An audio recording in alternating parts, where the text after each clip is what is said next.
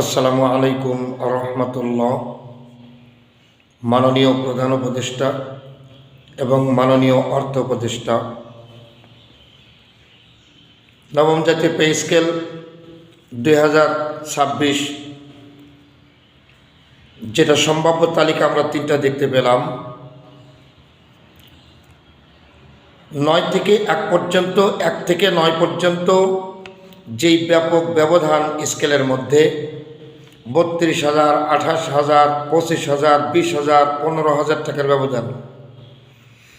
কিন্তু 11 থেকে 20, 20 থেকে 11 এর মধ্যে ব্যবধান হচ্ছে 500 টাকা, 300 টাকা, 400 টাকার ব্যবধান। সর্বোচ্চ জনবল হচ্ছে এই 20 থেকে 11তম গ্রেডের মধ্যে লক্ষ লক্ষ চাকরিজীবী, যেখানে পদায়ন হোক, র্যাঙ্ক পরিবর্তন হোক এবং প্রমোশন হোক, যেটাই হোক, এই 300 টাকা, 500 টাকা, 400 টাকা ব্যবধানে চাকরি জীবন সমাপ্তি হতে যাচ্ছে।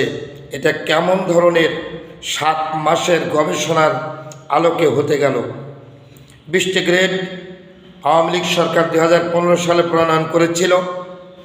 কারো কথা, কারো মন্তব্য না নিয়ে একতরফা যা খুশি তা করেছিল। 20টি গ্রেডের একটা গ্রেড রদবদল তারতম্য হয়নি। এবারও 20 গ্রেডই থাকছে। আওয়ামী লীগের সেই নিয়মতান্ত্রিকতা দেখে যাচ্ছি।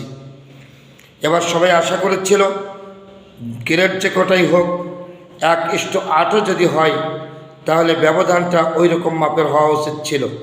কিন্তু ভিতরগত যে অবস্থা দেখতে পাচ্ছি, যে 10 থেকে 11 থেকে 20, 20 থেকে 11 এর মাঝে সেই আওয়ামী জামানার সেই নিয়মের ব্যবধানই 500, 400, 300 টাকার ব্যবধান। এটা আসলে একটা হাস্যকর। 1,60,000 আর 20,000 ঠিকই আছে।